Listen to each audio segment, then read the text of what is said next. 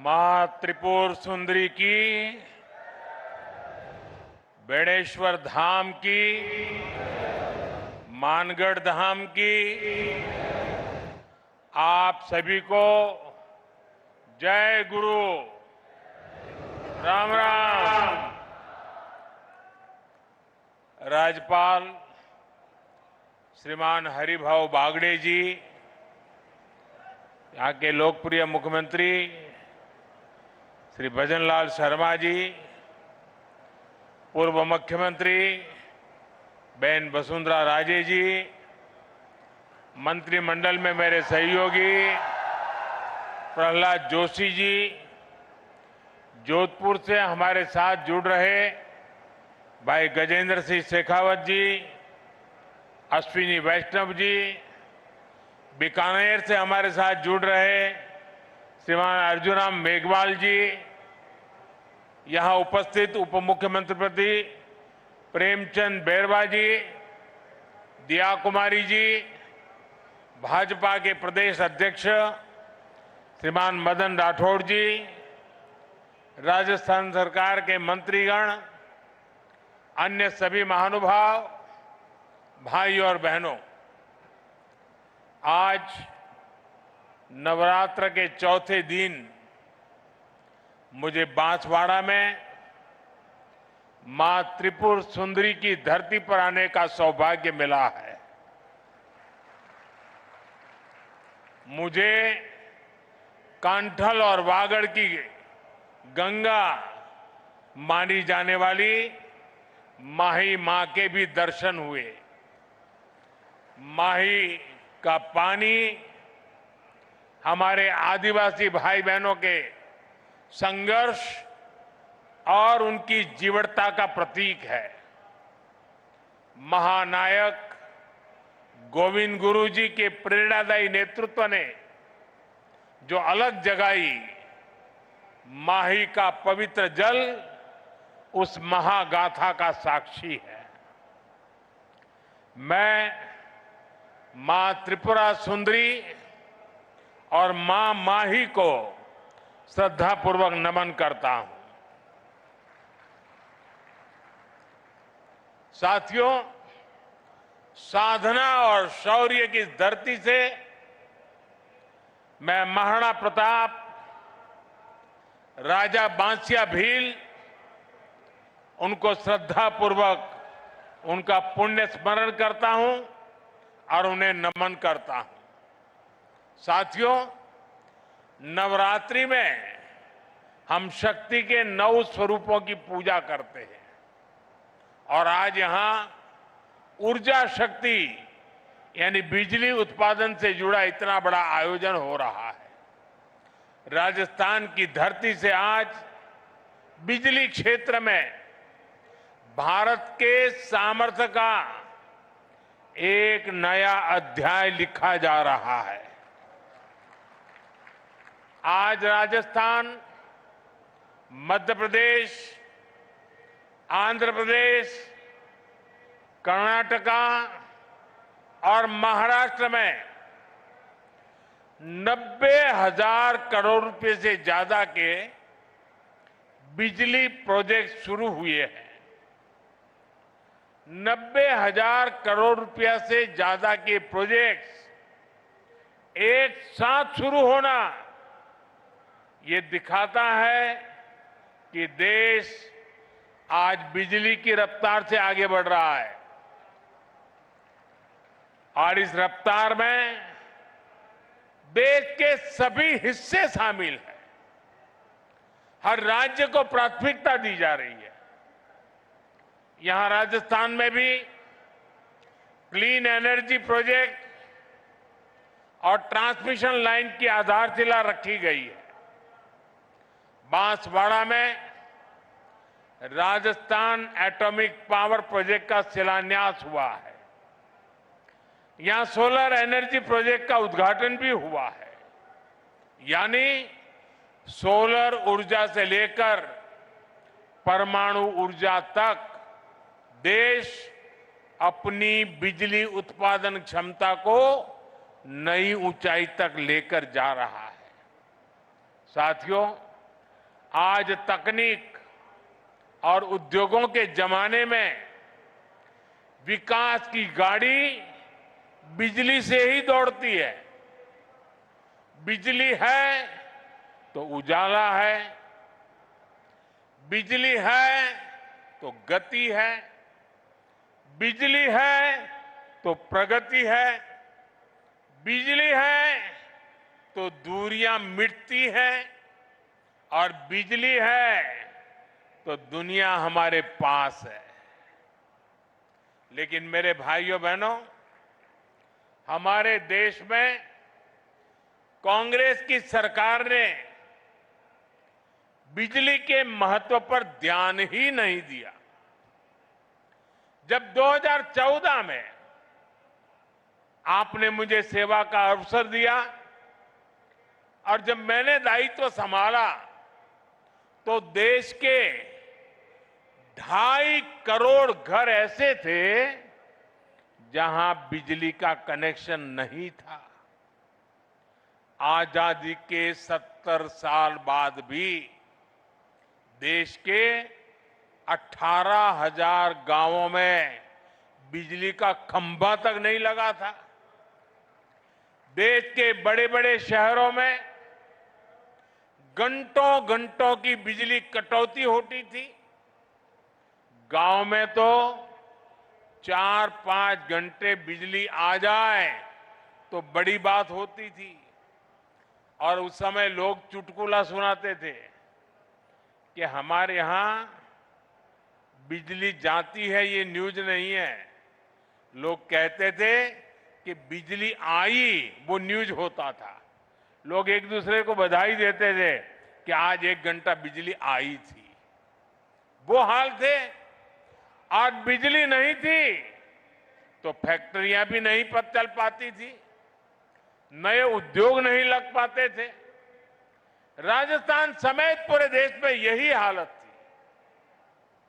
भाइयों बहनों, 2014 में हमारी सरकार ने इन हालातों को बदलने का संकल्प लिया। हमने देश के हर गांव तक बिजली पहुंचाई। हमने 2.5 करोड़ घरों को मुफ्त बिजली कनेक्शन दिया और जहां जहां बिजली के तार पहुंचे वहां बिजली भी पहुंची। वहां लोगों की जिंदगी आसान हुई, वहां नए नए उद्योग पहुंचे। साथियों, 21वीं सदी में जिस देश को तेज गति से विकास करना है उसे अपने यहां बिजली उत्पादन बढ़ाना ही होगा और इसमें भी सबसे सफल वही देश होंगे जो स्वच्छ ऊर्जा यानी क्लीन एनर्जी में आगे रहेंगे। इसलिए हमारी सरकार स्वच्छ ऊर्जा के अभियान को एक जन आंदोलन बनाकर काम कर रही है। हमने पीएम सूर्यघर मुफ्त बिजली योजना शुरू की। आज इस योजना के तहत शहरों और गांवों में छतों पर सोलर पैनल लग रहे हैं। हमारे किसानों को सस्ती बिजली मिले, इसके लिए पीएम कुसुम योजना के तहत खेतों में भी सोलर पंप लगाए जा रहे हैं। आज इस दिशा में कई राज्यों में सोलर प्रोजेक्ट्स का उद्घाटन हुआ है। इन प्रोजेक्ट से लाखों किसानों को सीधा लाभ मिलेगा, यानी घर में मुफ्त बिजली के लिए पीएम सूर्यघर मुफ्त बिजली योजना और खेतों में मुफ्त बिजली के लिए पीएम कुसुम योजना। अभी मैं कुछ देर पहले पीएम कुसुम योजना के कई मेरे किसान भाई बहनों से जो इनके लाभार्थी हैं उनसे बात कर रहा था। मैं महाराष्ट्र के भी किसान भाई बहनों से बात कर रहा था और वो अपने जो अनुभव बता रहे थे वो बहुत ही उत्साहवर्धक थे। सौर ऊर्जा से मुफ्त बिजली उनके लिए बहुत बड़ा वरदान साबित हो रहा है। साथियों, आज भारत विकसित होने के लिए तेज गति से काम कर रहा है और इसमें राजस्थान की भी बड़ी भूमिका है। आज यहां राजस्थान के लोगों के लिए 30,000 करोड़ रुपए की अन्य परियोजनाओं को भी शुरू किया गया है। पानी, बिजली, सेहत, इससे जुड़ी इन परियोजनाओं को उससे आप लोगों की सुविधाएं बढ़ेगी। मैंने अभी वंदे भारत समेत 3 नई ट्रेनों को हरी झंडी भी दिखाई है।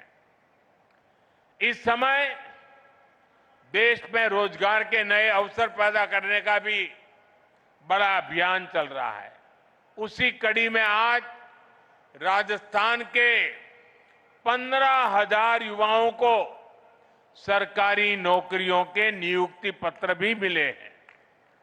मैं इन सभी युवाओं को जीवन की इस नई यात्रा की शुभकामनाएं देता हूं। मैं राजस्थान के लोगों को विकास की परियोजनाओं के लिए भी बधाई देता हूं। साथियों, मुझे खुशी है कि आज राजस्थान की भाजपा सरकार राज्य के विकास में पूरी ईमानदारी से जुटी है। कांग्रेस ने राजस्थान को लूटकर जो जख्म दिए उसे भरने का काम हमारी सरकार कर रही है। कांग्रेस सरकार में राजस्थान पेपर लीक का सेंटर बन गया था। जल जीवन मिशन को भी कांग्रेस ने भ्रष्टाचार की भेंट चढ़ा दिया था। महिलाओं पर अत्याचार चरम पर था। बलात्कारियों को संरक्षण दिया जा रहा था। कांग्रेस राज में बांसवाड़ा, डूंगरपुर, प्रतापगढ़ जैसे क्षेत्रों में अपराध और अवैध शराब का कारोबार खूब पनपा। लेकिन जब यहां आपने भाजपा को मौका दिया तो हमने कानून व्यवस्था को मजबूत किया, योजनाओं में तेजी लाए। हम यहां बड़े बड़े प्रोजेक्ट लगा रहे हैं। आज राजस्थान में हाईवेज, एक्सप्रेसवेज का नेटवर्क बिछाया जा रहा है। आज भाजपा सरकार राजस्थान को, दक्षिण राजस्थान को तेज विकास की राह पर आगे बढ़ा रही है। साथियों, आज पंडित दीनदयाल उपाध्याय जी की जन्म जयंती है। उन्होंने हमें अंत्योदय का सिद्धांत दिया था। अंत्योदय यानी समाज के आखिरी पायदान पर खड़े व्यक्ति का उत्थान। उनका ये विजन आज हमारा मिशन बन चुका है। आज हम बहुत सेवा भाव से गरीब, दलित, पिछड़े, आदिवासी सभी के हित में काम कर रहे हैं। सबका साथ, सबका विकास, इसी मंत्र को लेकर के चल रहे हैं। साथियों, कांग्रेस ने आदिवासी समाज को हमेशा नजरअंदाज किया। उनकी जरूरतों को कभी समझा ही नहीं। ये भाजपा सरकार है जिसने आदिवासी कल्याण को प्राथमिकता देते हुए अलग मंत्रालय बनाया। जब अटल जी की सरकार आई तब पहली बार आदिवासी मंत्रालय बना। उसके पहले इतने दशक चले गए, इतने बड़े महान नेता पैदा हो गए, लेकिन आदिवासियों के लिए एक अलग मंत्रालय नहीं बना। ये भाजपा सरकार आई, जब अटल जी आए तब बना। कांग्रेस के दौर में कोई कल्पना भी नहीं कर सकता था कि आदिवासी अंचल में इतने बड़े प्रोजेक्ट्स आएंगे। आज भाजपा सरकार में वो सब कुछ संभव है। अभी हमने मध्य प्रदेश के धार में एक बहुत बड़ा पीएम मित्र पार्क शुरू किया है और ये भी आदिवासी क्षेत्र है। इससे आदिवासी किसानों को, कपास उत्पादक किसानों को बहुत बड़ा लाभ होने वाला है। साथियों, भाजपा के प्रयासों से ही आज गरीब आदिवासी परिवार की बेटी आदरणीय द्रौपदी मुर्मू जी देश की राष्ट्रपति बनी है। और राष्ट्रपति जी ने ही आदिवासियों में भी अति पिछड़े आदिवासी समाज का विषय उठाया था। उनकी प्रेरणा से ही हमने पीएम जनमन योजना शुरू की है। इसके तहत आदिवासियों में भी अति पिछड़े समाज को प्राथमिकता दी जा रही है। आज धरती आबा जनजातीय ग्राम उत्कर्ष अभियान के तहत जनजातीय गांवों को आधुनिक बनाया जा रहा है। भगवान बिरसा मुंडा को लोग धरती आबा के रूप में भी जानते हैं। इसका लाभ 5 करोड़ से ज्यादा आदिवासियों तक पहुंचेगा। आज देश में सैकड़ों एकलव्य मॉडल आदिवासी विद्यालय खोले जा रहे हैं। हमने वनवासियों और अनुसूचित जनजातियों के वन अधिकारों को भी मान्यता दी। साथियों, आप ये भी जानते हैं, हमारे आदिवासी भाई बहन हजारों वर्षों से जंगल के संसाधनों का इस्तेमाल करते आए हैं। ये वन संसाधन उनकी प्रगति का जरिया बने, इसके लिए हमने वन धन योजना शुरू की। वन उपज की चीजों पर हमने एमएसपी को बढ़ाया। हमने जनजातीय समाज के उत्पादों को बाजार से जोड़ा। इसका परिणाम है आज देश में वन उपज में रिकॉर्ड वृद्धि हुई है। साथियों, आदिवासी समाज को स्वाभिमान से जीवन जीने का अवसर मिले, ये हमारी प्रतिबद्धता है। उनकी आस्था, उनके आत्मसम्मान और उनकी संस्कृति की रक्षा करना, ये हमारा संकल्प है। साथियों, जब देश के सामान्य मानव का जीवन आसान होता है तो वो खुद आगे बढ़कर देश की प्रगति का नेतृत्व करता है। आप लोगों को याद होगा, आज से 11 साल पहले कांग्रेस के समय हालात कितने खराब थे। और खराब क्यों थे? क्योंकि कांग्रेस सरकार देशवासियों के ही शोषण में लगी थी। कांग्रेस सरकार देश के लोगों को ही लूट रही थी। कांग्रेस के समय में टैक्स और महंगाई दोनों आसमान पर थी। आपने जब मोदी को आशीर्वाद दिया तो हमारी सरकार ने कांग्रेस की लूट को बंद किया। साथियों, ये आजकल बहुत मुझ पर गुस्से में रहते हैं, इसका कारण भी यही है। साथियों, 2017 में हमने जीएसटी लागू करके देश को टैक्स और टोल के जंजाल से मुक्ति दिलाई थी। अभी नवरात्रि के पहले दिन से फिर जीएसटी में बहुत बड़ा सुधार किया गया है। इसका नतीजा ये हुआ है कि आज पूरा भारत जीएसटी बचत उत्सव मना रहा है। हर रोज इस्तेमाल की जाने वाली ज्यादातर चीजें सस्ती हो गई हैं। यहां इतनी बड़ी संख्या में माताएं बहनें आई हैं, और जब मैं अभी जीप में आ रहा था, सब माताएं बहनें आशीर्वाद दे रही थी। घर में माताओं बहनों के लिए रसोई का खर्च कम हो गया है। साथियों, साल 2014 से पहले अगर आप साबुन, शैम्पू, टूथपेस्ट, टूथ पाउडर ऐसे रोजमर्रा के सामान पर अगर आप 100 रुपये की चीज खरीदते थे तब ये 100 रुपये का सामान आपको 131 रुपये का पड़ता था। सामान 100 का और देना पड़ता था 131 रुपया। और 2014 के पहले की बात कर रहा हूं, जो आजकल बयान बहादुर भांति भांति के झूठ फैला रहे हैं ना, यानी कांग्रेस सरकार 100 रुपये की खरीद पर 31 रुपये टैक्स लेती थी।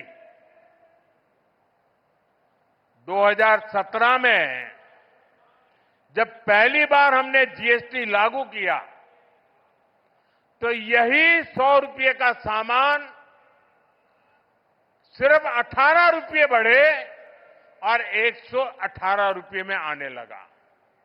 यानी कांग्रेस सरकार से भाजपा सरकार आते आते 100 रुपये पर 13 रुपये की बचत हुई। अब 22 सितंबर को हम दोबारा जीएसटी को रिफॉर्म किया। जीएसटी रिफॉर्म के बाद जो 14 के पहले 100 रुपये का 131 रुपया देना पड़ता था, अब 100 रुपया में सिर्फ 5 रुपया टैक्स लगता है, सिर्फ 105 रुपया देना पड़ता है। कहां 31 रुपया और कहां 5 रुपया। यानी कांग्रेस के जमाने की तुलना में आज आपको 100 रुपये की खरीदारी पर 26 रुपये की बचत हो रही है। माताएं बहनें तो महीने के बजट का पूरा हिसाब रखती है। हम हिसाब से तो दर महीने अब आपको सैकड़ों रुपये की बचत होने वाली है। साथियों, जूते चप्पल तो सबकी जरूरत होते हैं। कांग्रेस के राज में अगर आपको 500 रुपये का जूता खरीदना होता था तो वो 575 रुपये का आता था। यानी 500 का जूता और बिल आता था 575। यानी कांग्रेस 500 रुपये के जूते पर 75 रुपये का टैक्स आपसे वसूलती थी। हमने जीएसटी लागू किया तो टैक्स 15 रुपया कम हो गया। अब नए जीएसटी के बाद आपको इसी जूते पर 50 रुपया कम देना पड़ेगा। पहले 500 से ऊपर के जूतों पर और भी ज्यादा टैक्स लगता था। हमने वो 500 वाला स्लैब भी हटा दिया। अब हमने जो 500 तक का स्लैब था उसको हटा करके 2500 रुपये तक जो जूते उसका टैक्स भी कम कर दिया। साथियों, एक सामान्य परिवार का सपना होता है कि उसके पास एक स्कूटर या मोटरसाइकिल हो। कांग्रेस राज में ये भी पहुंच से बाहर था। कांग्रेस 60,000 की बाइक पर, अगर एक बाइक आप खरीदते हैं 60,000 रुपये में, तो 19,000 रुपये से अधिक टैक्स लेती थी। बताइए, 60,000 रुपये के सामने 19,000 से ज्यादा टैक्स। 2017 में हम जीएसटी लाए तो ये टैक्स 2-2.5 हजार रुपया कम किया। और अब 22 सितंबर को जो दरें लागू की, उसके बाद अब 60,000 की बाइक पर सिर्फ 10,000 रुपया टैक्स हम ले आए नीचे।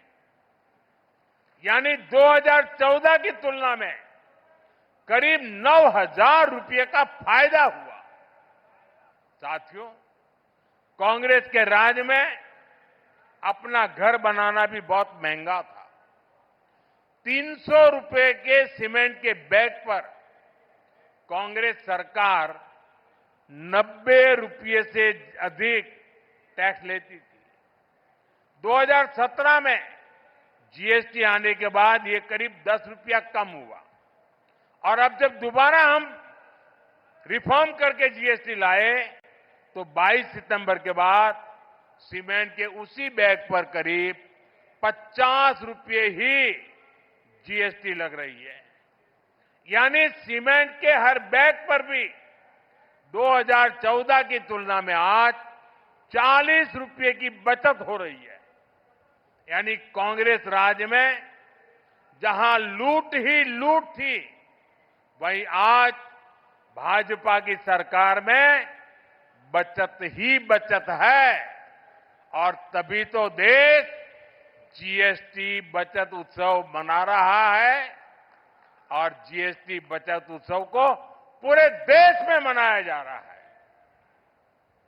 लेकिन भाइयों बहनों, ये जीएसटी बचत उत्सव तो चल रहा है, लेकिन हमारा एक और लक्ष्य है, आत्मनिर्भर भारत का।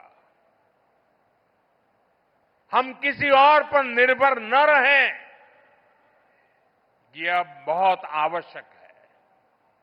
और उसका रास्ता जाता है स्वदेशी के मंत्र से, और इसलिए हमें स्वदेशी के मंत्र को भूलना नहीं है। मैं आप सबसे आग्रह करूंगा, और राजस्थान में और देश के कोने कोने में जो लोग मुझे सुन रहे हैं, उन सबसे भी आग्रह करूंगा, खास करके मेरे दुकानदार व्यापारियों से आग्रह करूंगा, हम जो बेचेंगे वो स्वदेशी ही बेचेंगे। और मैं देशवासियों से आग्रह करूंगा, हम जो खरीदेंगे वो भी स्वदेशी ही खरीदेंगे। हम दुकानदार को पूछेंगे, बताओ भाई ये स्वदेशी है कि नहीं है? और मेरी तो स्वदेशी की व्याख्या बहुत सिंपल है, कंपनी दुनिया के किसी भी देश की क्यों न हो, ब्रांड दुनिया के किसी भी देश की क्यों न हो, लेकिन वो हिंदुस्तान में बनने वाला होना चाहिए, हिंदुस्तान के मेरे नौजवानों की मेहनत से बना हुआ होना चाहिए, मेरे देश के लोगों के पसीने की उसमें महक हो, उसमें मेरे देश की मिट्टी की महक हो। मेरे लिए वो सब स्वदेशी है। और इसलिए मैं सभी व्यापारियों को कहता हूं, दुकान पे एक बोर्ड लगाइए, गर्व से कहो ये स्वदेशी है। जब आप स्वदेशी खरीदते हैं तो वो पैसा देश के ही किसी कारीगर, कामगार और व्यापारी के पास जाता है। वो पैसा देश के बाहर न जाकर देश के विकास में लगता है। उससे नए हाईवे बनते हैं, नई सड़कें बनती हैं, स्कूल बनते हैं, अस्पताल बनते हैं, गरीबों के लिए घर बनते हैं। और इसलिए साथियों, हमें स्वदेशी को अपना स्वाभिमान बनाना है। मैं चाहूंगा त्योहारों के इस मौसम में आप सब स्वदेशी ही खरीदने का संकल्प लें। इसी संकल्प के साथ मैं एक बार फिर विकास और रोजगार से जुड़ी ढेर सारी परियोजनाओं के लिए आप सबको बहुत बहुत बधाई देता हूं। बहुत बहुत धन्यवाद। मेरे साथ पूरी ताकत से बोलिए, भारत माता की। दोनों हाथ ऊपर करके मां भारती का जय जयकार करें। भारत माता की, भारत माता की, भारत माता की। बहुत बहुत धन्यवाद।